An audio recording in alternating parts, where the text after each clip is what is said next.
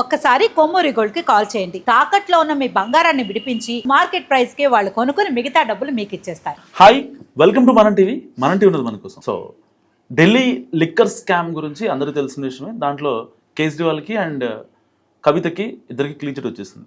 మరి ఇలాంటి నేపథ్యంలో ఏపీ లిక్కర్ స్కామ్లో కూడా ఎవరైతే పెద్ద తలకాయలు ఉన్నారో వాళ్ళకి కూడా క్లీన్ చిట్ ఇచ్చే అవకాశం ఉందా లేదా మాట్లాడదాం. మనతో పాటు యాడ్ అయ్యారు పొలిటికల్ అనలిస్ట్ కొత్త రవీంద్రబాబు గారు. నమస్కారం అండి. నమస్తే. యాజ్ ఇట్ ఈస్గా ఢిల్లీలో కానీ అలాగనే ఏపీలో కూడా క్లీన్ చిట్ వచ్చే అవకాశం ఉందంటారా? ఢిల్లీ లిక్కర్ స్కామ్ విషయంలో లేదా ఆంధ్రప్రదేశ్ లిక్కర్ స్కామ్తో కంపారిజన్ చేయకూడదు అని నా అభిప్రాయం.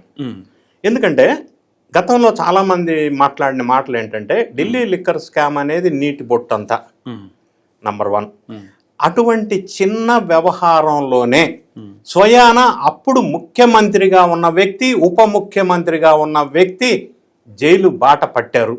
తద్వారా ఎలక్షన్లో ఓడిపోయారు. భారీ నష్టాన్ని చవి చూశారు. ఇర్రికవరబుల్ డ్యామేజ్ అంటారు దాన్ని. దాంతో పాటుగా మీరు చెప్పినట్టుగా కవిత గారి వల్ల బీఆర్ఎస్ పార్టీ కూడా కనుమరుగైపోయిన తెలంగాణ రాష్ట్రంలో. అంటే అంత ఇంపాక్ట్ పడింది. ఢిల్లీ లిక్కర్ స్కామ్ చిన్నదైనా 100 కోట్లదైనా రాజకీయ నాయకులు, రాజకీయ భవిష్యత్తు శూన్యం అయిపోయింది. అంతా అయిపోయిన తర్వాత ఇప్పుడు రేస్ అవెన్యూ కోర్టు వాళ్ళు 23 మందికి క్లీన్ చిట్ ఇచ్చారు. వాళ్ళ పాత్ర నిరూపించబడలేదు దర్యాప్తు సంస్థ వారు సబ్మిట్ చేసిన డాక్యుమెంట్స్లో అని. కానీ జరగాల్సింది మొత్తం జరిగిపోయింది. అక్కడ విషయానికి వచ్చినప్పుడు ఢిల్లీలో ప్రభుత్వ ఆధీనంలో ఉంటాయి వైన్ షాపులు. వీళ్ళు తీసుకొచ్చిన 2021లో లిక్కర్ పాలసీ కేజ్రీవాల్ గారి నేతృత్వంలో ఏం తీసుకొచ్చారంటే వాటిని ప్రైవేట్ పరం చేశారు. అందులో భాగంగా వీళ్ళకి సంబంధించిన వ్యక్తులకి లబ్ధి జరిగింది అనేది అక్కడ ఆరోపణ. అంతా చేసినా కూడా 100 కోట్లు అంటే 1000 కోట్ల లోపు స్కామ్ కింద వెలుగులోకి వచ్చింది. కానీ ఇప్పుడు ఇర్రికవరబుల్ డ్యామేజ్ జరిగింది. వాళ్ళని ఇంకెవరు ఆ డ్యామేజ్ని ఎలా పూడుస్తారు? ఇక ఆంధ్రప్రదేశ్ లిక్కర్ స్కామ్కి వచ్చినప్పుడు ఇది ఒక భారతదేశంలోనే భారీ లిక్కర్ స్కామ్ నంబర్ 1. ఇది ఒక ఫైనాన్షియల్ యాంగిల్లోనే చూడకూడదు. ఈ మాట ఎందుకు అంటున్నానంటే వీళ్ళు లిక్కర్ ఢిల్లీకి ఇక్కడికి డిఫరెన్స్ ఉల్టా. ప్రైవేట్ ఆధీనంలో ఉన్న వైన్ షాప్స్ని గవర్నమెంట్ ఆధీనంలో నడిపించారు. ఒకటి, డిజిటల్ పేమెంట్స్ జరుగుతున్న ఈ యుగంలో మాన్యువల్ పేమెంట్స్ తీసుకున్నారు.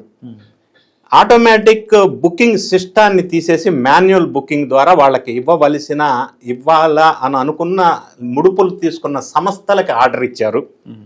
తర్వాత కల్తీ మద్యాన్ని తయారు చేసి వాళ్ళ మనుషుల ద్వారా వాళ్ళు నడుపుతున్న షాపుల్లో పెట్టి అమ్మటం వల్ల ఎంతో మంది 132,000 మంది అస్వస్థులయ్యారు. 20,000 మంది చనిపోయారు. ఒక్క జంగారెడ్డి గూడెంలోనే 27 మంది చనిపోయారు. ఇంత దారుణమైన మరణానికి, అస్వస్థతకి కారణమైన లిక్కర్ కేసుని ఒక యాంగిల్, డబ్బు యాంగిల్లో మాత్రమే చూడటానికి వీల్లేదు. ఇంకొక అంశం ఏంటంటే ఇందులో ప్రభుత్వ అధికారులు ఇన్వాల్వ్ అయ్యారు, రాజకీయ నాయకులు ఇన్వాల్వ్ అయ్యారు. ఐఐటిలో చదివి భవిష్యత్తు బంగారంగా ఉంటుంది అని అనుకున్న యూత్ వాళ్ళ జీవితాన్ని కూడా నాశనం చేపించాడు జగన్ రెడ్డి గారు. దానికి ఎవరు బాధ్యత తీసుకుంటారు? ఈ అస్వస్థులైన వాళ్ళ కుటుంబానికి ఎవరు అండగా నిలుస్తారు? చనిపోయిన కుటుంబానికి ఎవరు బాధ్యత తీసుకుంటారు? దీన్ని ఇంకా తేల్చవాలి, లోతుగా తేల్చాల్సిన అంశాలు ఇవి. ఇప్పటిదాకా డబ్బు యాంగిల్లో దీన్ని చూస్తూ ఉన్నారు. ఇంకొక అంశం, ఈ డబ్బు కూడా ఇందులో హవాలా రూపంలో prevention of money laundering act కింద అట్రాక్ట్ అయింది. ఈ మద్యం ద్వారా, ముడుపుల ద్వారా సంపాదించిన డబ్బుని డిఫరెంట్ ఏజెన్సీల ద్వారా విదేశాలకి తరలి వెళ్ళిపోయినాయి. అది ఎన్ఫోర్స్మెంట్ డైరెక్టరేట్ స్థాయిలో విచారణ జరుగుతుంది. కొంతమంది ఆస్తులను కూడా జప్తు చేసేసారు ఆల్రెడీ. ఇక ఇంకొక ఎగ్జాంపుల్ చెప్పవలసి వస్తే ఈ లిక్కర్ స్కామ్ ఆంధ్రప్రదేశ్ది ఢిల్లీ లాగా కేసు కొట్టివేసే పరిస్థితి లేదు, ఉండదు అని చెప్పడం కోసం ఇందులో అక్యూజ్డ్ 1గా ఉన్న రాజ్ కసిరెడ్డి ఏ కోర్టు అంటే ఆ కోర్టు అన్ని కోర్టులకు బెయిల్ పిటిషన్ పెట్టాడు. హైకోర్టు కావచ్చు, సుప్రీంకోర్టు కూడా. ఇటీవల సుప్రీంకోర్టు వాళ్ళు వ్యాఖ్యలు చాలా ఘాటుగా ఏమన్నారు, రాజ్ కసిరెడ్డి అన్న వ్యక్తి చాలా కీలకమైన వ్యక్తి, నీకు బెయిల్ ఎట్లా ఇస్తాం అసలు అన్నప్పుడు వాళ్ళ లాయరు, న్యాయవాది 10 నెలల నుంచి జైల్లో ఉన్నాడు అని అన్నారు. 10 నెలలు ఏం సరిపోద్ది అసలు నీకు జైలు, నువ్వు చేసిన పనికి? మీ తోడల్లుడు ఉన్నాడు కదా, అవినాష్ రెడ్డి, ముప్పిడి అవినాష్ రెడ్డి, వాడిని విదేశాలు పంపించావు కదా, వాడిని తీసుకురా ముందు అని తీవ్రమైన వ్యాఖ్యలు చేపించిన నేపథ్యంలో రాజకేశ్ రెడ్డికి సహకరించిన వాళ్ళ తోడల్లుడు అవినాష్ రెడ్డిని వెనక్కి తీసుకొచ్చి బ్యాంకాక్లో ఎంజాయ్ చేస్తున్నాడు అన్న. వెనక్కి తీసుకొచ్చి లొంగిపోయాడు, రిమాండ్లో ఉన్నారు ఇప్పుడు. ఇప్పుడు ఢిల్లీ లిక్కర్ స్కామ్లో ఉన్న వాళ్ళందరికీ మళ్ళీ రిమాండ్ పొడిగించారు మార్చి 13వ తారీఖు వరకు. సో కోర్టు కూడా తగిన సాక్ష్యాధారాలు ఉన్న నేపథ్యంలో, బెయిల్ నిరాకరించిన నేపథ్యంలో, ఘాటైన వ్యాఖ్యలు చేపట్టిన నేపథ్యంలో, క్లియర్ కట్ ఎవిడెన్సెస్ ఎస్టాబ్లిష్ అయిన నేపథ్యంలో, ఇందులో అక్యూజ్డ్గా జగన్ రెడ్డి గారి పేరు కూడా సిట్ వాళ్ళు ప్రస్తావించిన నేపథ్యంలో ఛార్జ్షీట్లో ఈ లిక్కర్ స్కామ్ లైట్గా కొట్టివేసే అవకాశం ఎట్టి పరిస్థితుల్లో లేదు. నంబర్ 1. నంబర్ 2, సిబిఐ కానీ స్పెషల్ ఇన్వెస్టిగేషన్ ఏర్పాటు చేసిన టీం కానీ స్పష్టమైన ఆధారాలు సమర్పించిన నేపథ్యంలో ఇది ఇంకా ముందుకెళ్ళి అస్సలు నేరస్తుల్ని పట్టుకుంటారు అనేది స్పష్టంగా మనకు అర్థం అవుతుంది. సివియారిటీ ఆఫ్ ద కేస్, ఇది చిన్న కేసుగా మనం పరిగణించడానికి లేదు. ఇది ఒక వ్యవస్థీకృత నేరం.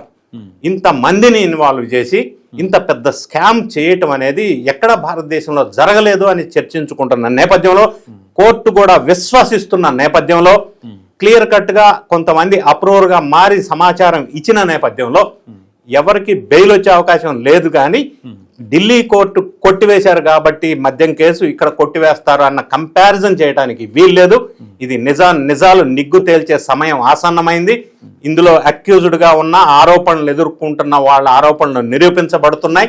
వీళ్ళందరికీ కూడా కఠినమైన అప్రాప్రియేట్ సెక్షన్స్ ప్రకారం శిక్ష పడే అవకాశం ఉంది, ఇంక్లూడింగ్ జగన్ రెడ్డి గారు. మరి ఇప్పుడు దాకా కేసులు, కోర్టులు, వాళ్ళ లోపల ఇట్టడాలు, మళ్ళీ బయట ఇయ్యడాలు, ఈ మళ్ళీ రీసెంట్గా కొంతమందికి బెయిల్ నిరాకరించడాలు, ఇవన్నీ ఒక అంటే టైం మేనేజ్ చేస్తున్నట్టుగా మనం తీసుకోవచ్చు అంటారా? అట్లా అనటానికి లేదు. ఎందుకు అంటున్నానంటే ఢిల్లీ లిక్కర్ స్కామ్ స్టార్ట్ అయింది 2021లో. 2 years తర్వాత అప్పటి ముఖ్యమంత్రి అరవింద్ కేజ్రీవాల్, ఉప ముఖ్యమంత్రి మనీష్ సిసోడియా 2 సంవత్సరాల సుదీర్ఘ విచారణ తర్వాత జైలుకి వెళ్ళారు. మన ఆంధ్రప్రదేశ్ లిక్కర్ స్కామ్ స్టార్ట్ అయిందే 1 year కూడా కాలే ఇంకా. సో ఇది దర్యాప్తు లేట్ అవుతుంది అని మనం అనలేము. ఎందుకంటే the scam itself designed in such a complicated manner with the experts' brains. ఆ విధంగా కాంప్లికేటెడ్గా క్రియేట్ చేశారు కాబట్టి దర్యాప్తు వేగంగా జరగలేదా అని అనలేం మనం. నిజాలు బయటికి రావాలంటే ఇంత క్లిష్టతరమైన ఇష్యూ, ఇంతమంది ఇన్వాల్వ్ అయినటువంటి ఇష్యూ, ఒకదాన్ని మించి ఒకరు పాత్ర పోషించారు ఇందులో కీలకంగా. అందుకే కోర్టులు కూడా బెయిల్ నిరాకరిస్తున్నాయి. కాబట్టి దర్యాప్తు ప్రాపర్గానే జరుగుతుంది, అంటే జరగాల్సినంత వేగవంతంగా జరుగుతుంది. కోర్టులు కూడా సపోర్టింగ్ డాక్యుమెంట్స్ని పరిగణలోకి తీసుకుంటా ఉన్నాయి. ఇది నేపథ్యం బ్యాక్గ్రౌండ్ చూసినప్పుడు స్పష్టంగా ఇది సీరియస్గా ఉండే అవకాశం ఉంది. వీళ్ళందరికీ ఖచ్చితంగా ఇరుక్కునే అవకాశం ఉంది. జైలు జీవితం తప్పదు. ఢిల్లీలో కొట్టేశారు కాబట్టి ఇక్కడ కొట్టేస్తారా అని బేస్లెస్ కంపారిజన్ చేయడానికి వీలే లేదు. Thank you sir. సో ఇది రవీంద్ర బాబు గారి అనాలిసిస్. మీరేమనుకుంటున్నారు మస్తు కామెంట్ చేయండి.